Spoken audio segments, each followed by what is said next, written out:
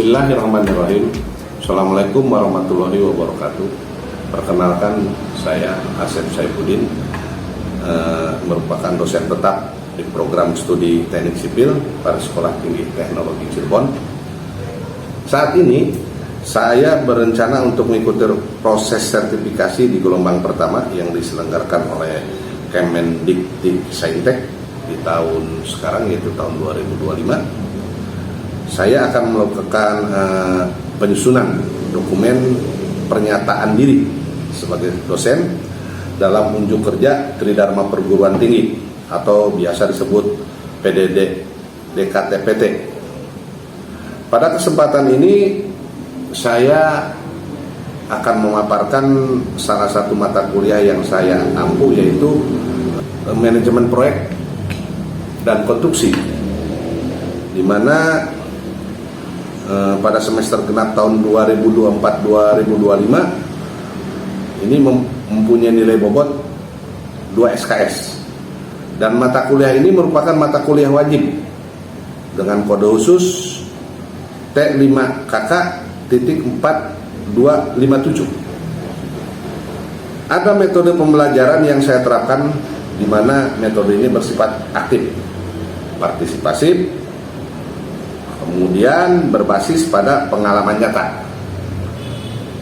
Di antaranya adalah pertama, kuliah interaktif.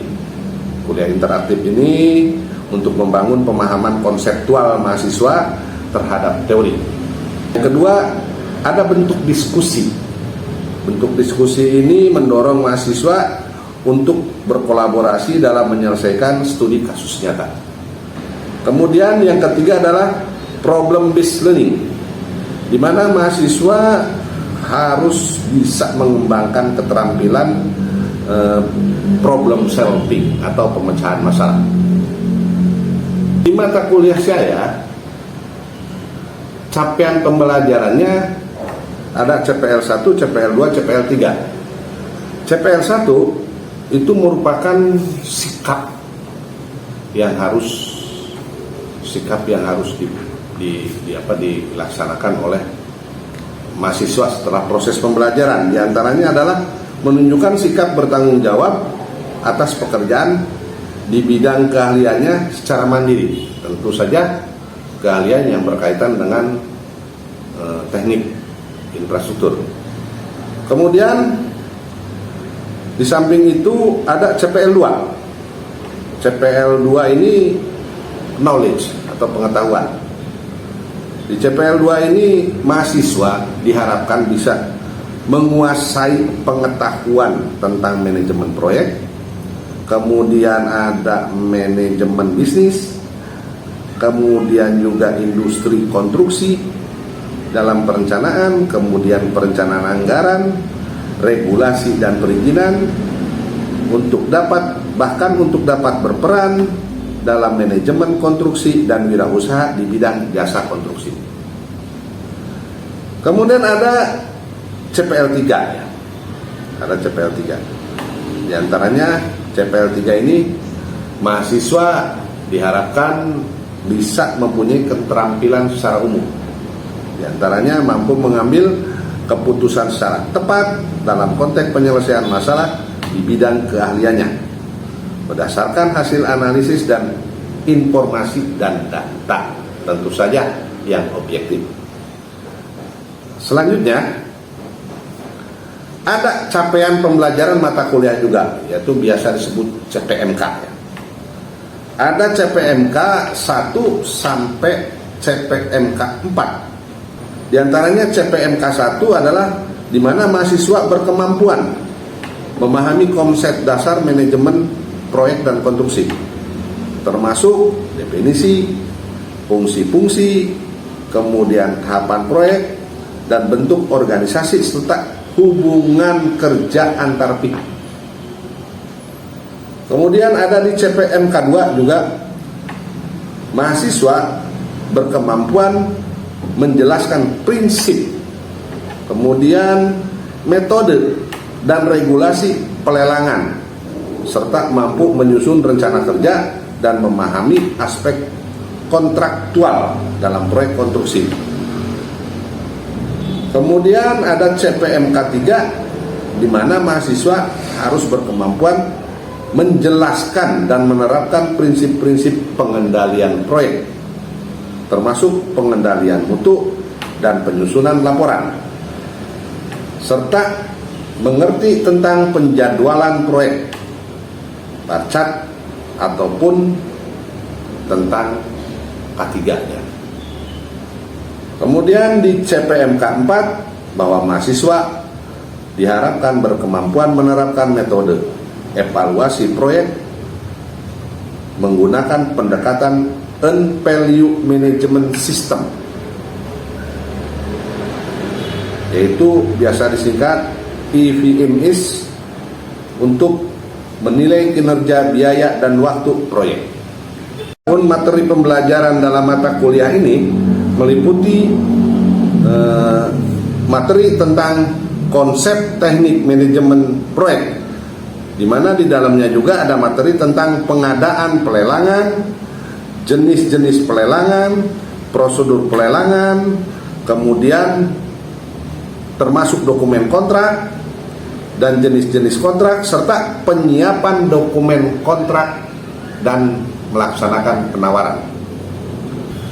Penilaian dalam mata kuliah ini mencakup 4 komponen utama, yaitu diantaranya ada UAS, ada UTS, kemudian ada tugas, dan ada aktivitas partisipasi.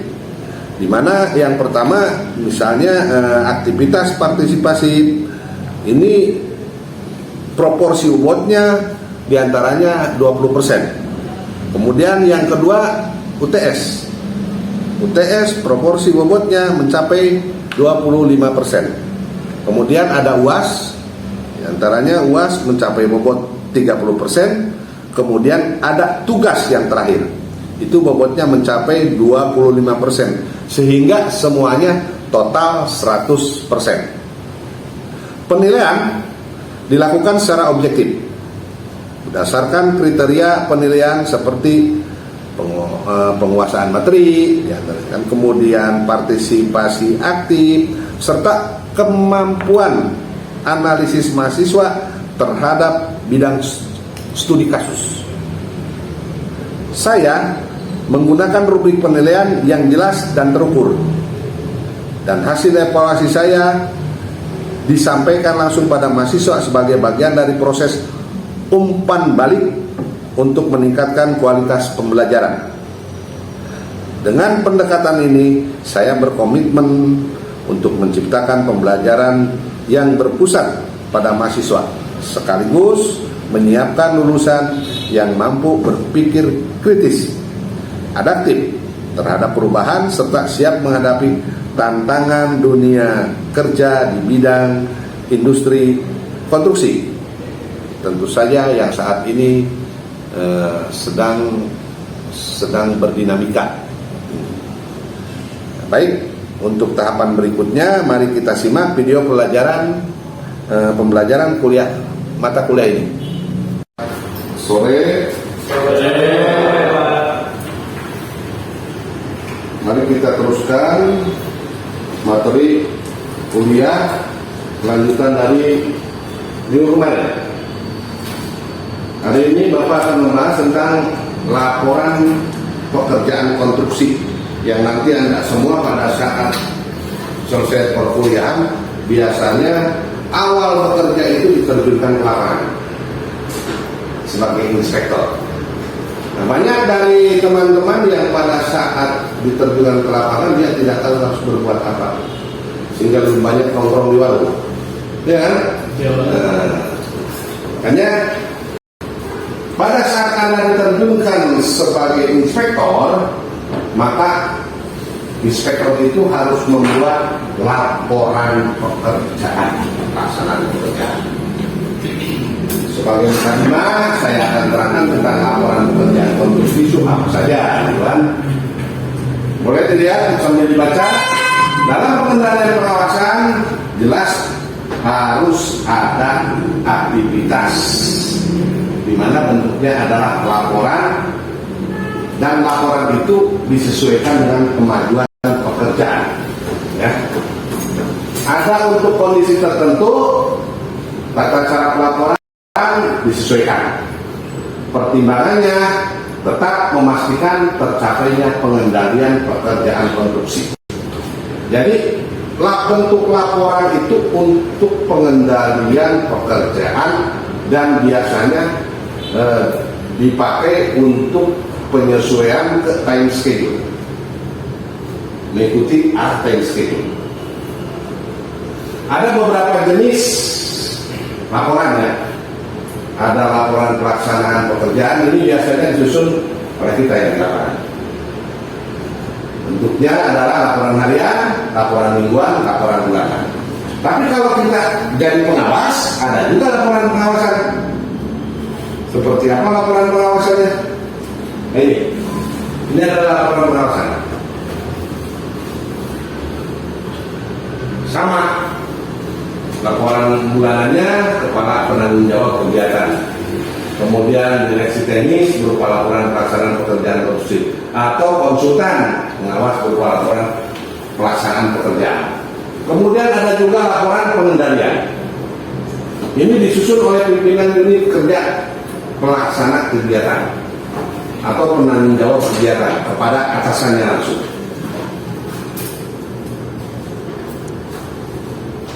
Kita lebih akan mempelajari tentang laporan pelaksanaan pekerjaan. Harus diketahui bahwa laporan pelaksanaan disampaikan oleh penyedia jasa pekerjaan. Siapa penyedia jasa? Kontraktor, konsultan, itu adalah penyedia jasa ya. Kepada penanggung jawab kegiatan, artinya siapa yang bertanggung jawab pimpinan langsung, gitu kan?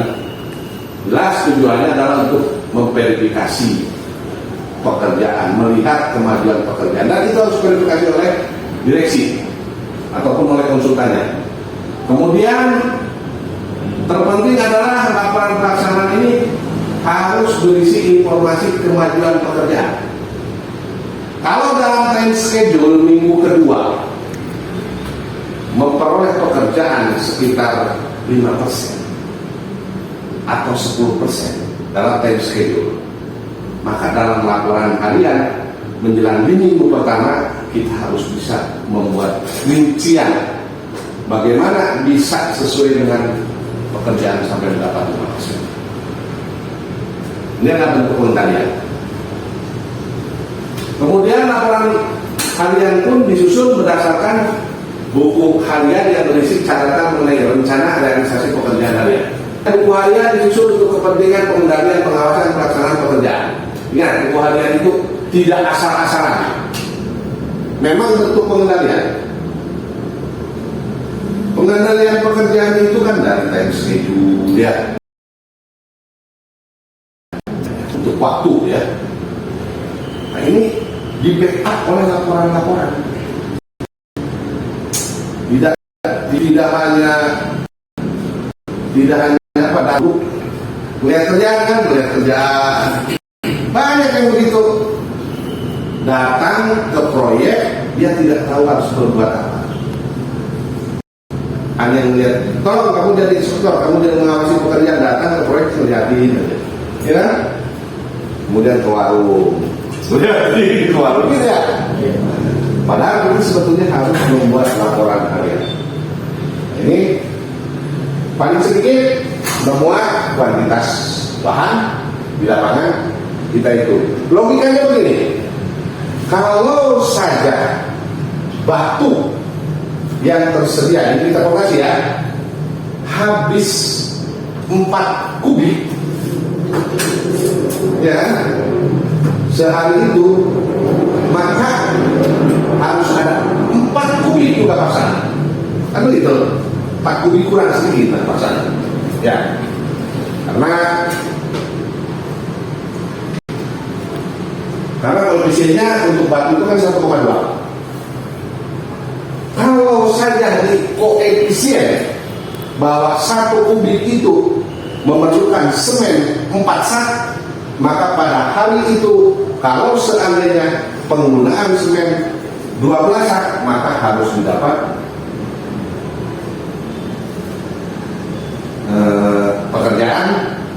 berarti 3 kubik. Kan begitu, itu adalah pengendalian. Nah pada saat 3 kubik itu berarti prestasi pekerjaan berapa persen? Itu kaitannya dengan kurva S. Terus kita ikuti. Terus kemudian tenaga kerja juga sangat mempengaruhi pekerjaan. Dalam tenaga kerja untuk setiap macam tugas dan keterampilan perlu dicantumkan dalam laporan kalian. Berapa tenaga kerja, berapa tukangnya, berapa ladenya, berapa harinya, cantumkan laporan kalian. Kemudian jumlah dan jenis kondisi peralatan yang tersedia. Yang disebut peralatan yang tersedia tentu saja peralatan yang tidak melekat. Kalau cangkul jangan, tapi bentuknya biasanya equipment, peralatan-peralatan mulia itu harus cantumkan. Volume cadangan bahan bakar, nah ini yang jarang sekali.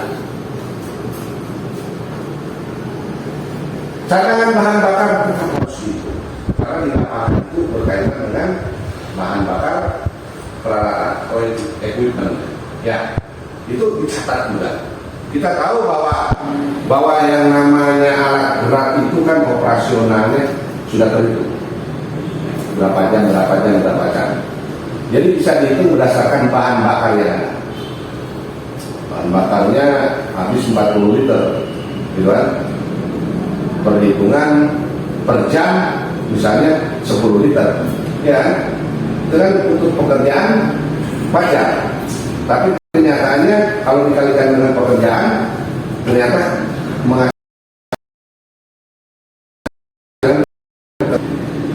jadi kita harus melihat apa ini permasalahannya. Kalau sudah ketemu, kita sebagai engineer membuat proposal, namanya problem solving, gitu kan, istilahnya ya. Masih ada lagi jumlah volume cadangan, taksiran kuantitas pekerjaan yang dilaksanakan, boleh ditaksir. Taksir, bahwa hari ini prestasi pekerjaan sekian persen. Tentu saja bukan taksir nomor togel, bukan. Taksir berdasarkan memang materi yang dipakai, ya kan, yang sudah terpakai, ya. Terus kemudian secara visual terlihat pekerjaan sampai mana. Kemudian kondisi cuaca akan mempengaruhi pekerjaan. Pada saat ada keterlambatan, maka dengan data cuaca yang ada dan menjadi catatan itu menjadi pertimbangan sebagai bahan argumentasi. Dan catatan-catatan lainnya juga seandainya ada perubahan desain atau gambar kerja, itu setidak-tidaknya harus dimunculkan, ya, karena akan mempengaruhi perubahan volume juga. Bentuknya seperti apa? Nah ini adalah bentuk laporan kerja. Ini ada di lapangan, formulir persetujuan material. Tinggal ada, tidak ada. Kalau ada, ya sekarang kita menunggu kalau ada. Keterangannya apa? Misalnya penempatan tenaga kerja untuk setiap macam tugas dan keterampilan yang perlu formulir daftar harian industri ada. Formulir daftar harian ada. Ya. Siapa saja? Dan keterampilan. Ya kan? Semuanya ada. Jenis kondisi peralatan yang tersedia. APD ada. Untuk K3 ya kan? Kalau tidak ada, berikan keterangan. Ada pun berikan keterangan. Jelas ya? Ini di laporan harian. Dan laporan harian disusun, disampaikan setiap hari kepada pimpinan unit kerja kita di lapangan sebagai penanggung jawab kegiatan, ya. Setelah mendapat, tentu saja setelah mendapat verifikasi dari direksi. Lanjut. Nah, kalau terkait konsultan, ada juga laporan kami seperti ini. Yang namanya konsultan ini, untuk konsultan ya, konsultan pengawas. Dibaca ya. Laporan harian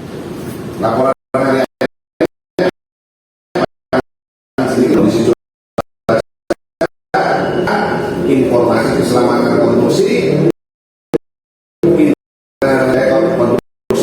ya, SMKK, rencana pelaksanaan pekerjaan di hari berikutnya, tentukan. Ini adalah konsultan. Ini biasanya laporan hariannya rangkap 4. Jadi rangkap 4. Yang asli untuk pimpinan unit kerja. Kemudian lembaga kedua direksi lapangan atau konsultannya. Yang lembaga ketiga adalah direksi teknis konsultan. Sedangkan selebihnya untuk kita dan yang lain-lain. Kalau seandainya dibuat rapat, boleh 4, boleh 5. Minimal 3 itu harus terpenuhi. Ya. Ini contohnya format laporan harian. Boleh dilihat. Tadi ada format juga. Sekarang ini juga format sama format yang sesuai dengan lapangan. Ya.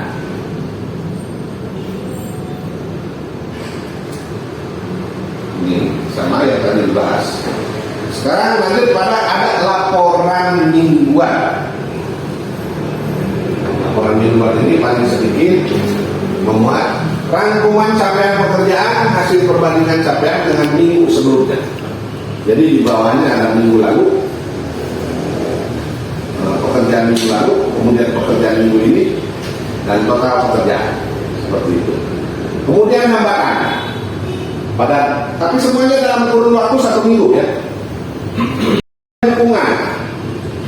Dukungan yang diperlukan dari pimpinan unit pelaksana kegiatan ya. Kemudian ringkasan permohonan persetujuan atas usulan. Biasanya dokumen ya yang diajukannya. Kemudian ringkasan kegiatan pemeriksaan dan pengujian yang dilakukan.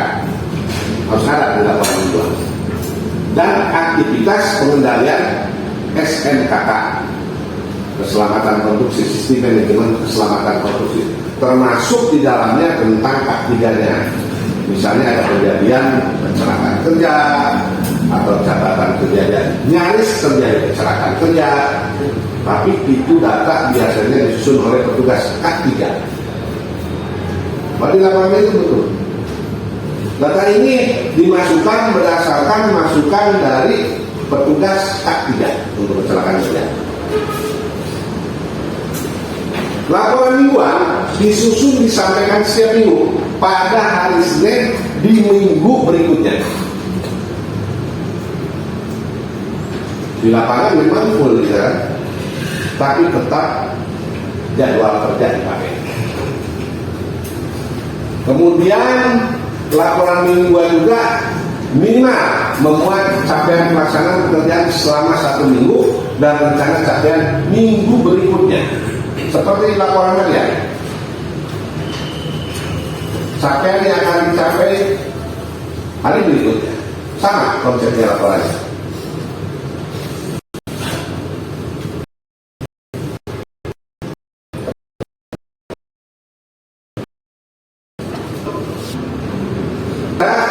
Yang lainnya, kemudian laporan mingguan paling sedikit dalam 3 rangkap dan didistribusikan, aslinya sama untuk pimpinan unit, lembar kedua penyedia, lembar ketiganya direksi teknis. Bentuk laporannya seperti ini.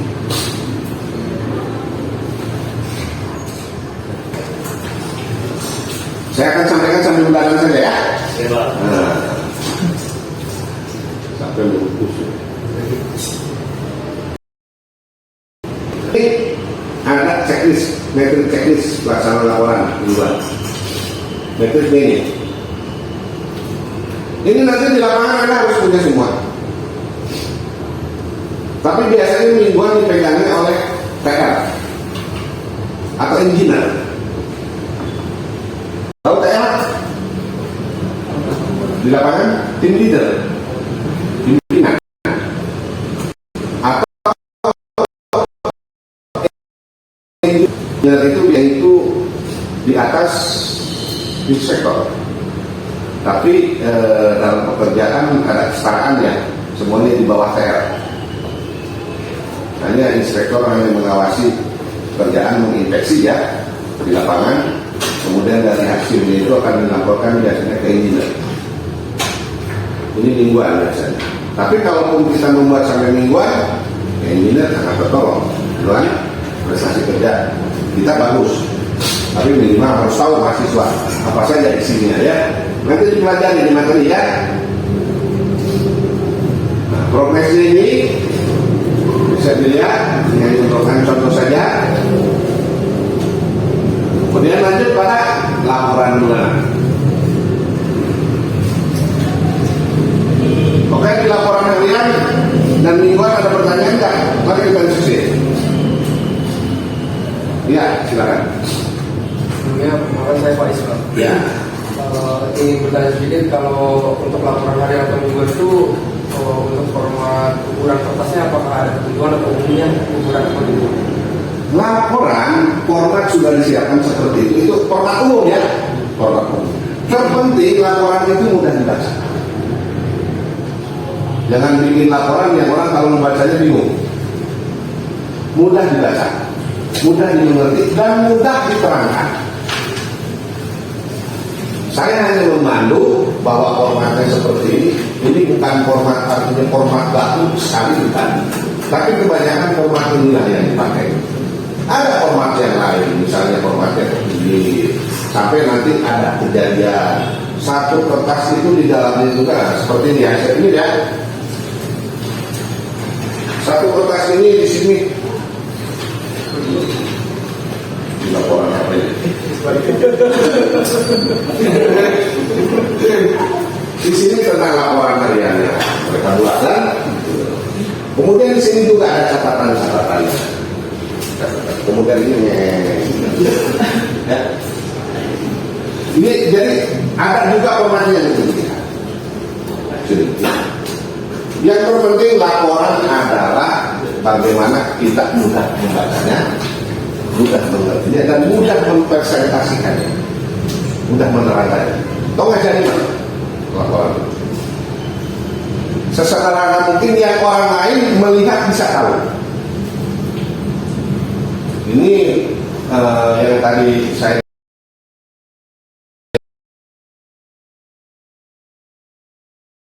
tentu saja walaupun mudah dibaca atau padu baik gitu kan, nggak boleh asal bikin, tetap harus ikuti alur-alur kejadiannya atau alur-alur apa yang harus disampaikan ya gitu. Ada lagi nanti mahasiswa bisa menambah pengetahuan tentang format laporan proyek, bisa mencari sumbernya di Google juga banyak ya, di Google juga banyak, ataupun misalnya bisa meminta informasi pada perusahaan-perusahaan sebagai bahan studi. Saya kira format itu pasti akan diberikan karena kita mahasiswa ya yang sedang belajar. Oke, ada lagi? Cukup? Baik, kalau begitu terima kasih. Minggu depan kita teruskan dengan materi berikutnya. Assalamualaikum warahmatullahi wabarakatuh.